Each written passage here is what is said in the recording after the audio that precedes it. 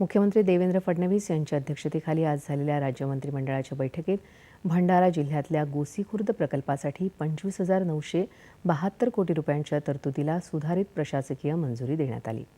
विभागीय आयुक्त आणि जिल्हाधिकारी कार्यालयात नियुक्त कंत्राटी विधी अधिकाऱ्यांच्या मानधनात वाढ करण्याचा निर्णयही आजच्या बैठकीत घेतला असून आता या अधिकाऱ्यांचं मानधन 35,000 रुपयांऐवजी 50,000 इतकं असेल। मत्स्य व्यवसायाला चालना देण्यासाठी या व्यवसायाला कृषीचा दर्जा देण्याचा निर्णय राज्य मंत्रिमंडळानं घेतला आहे।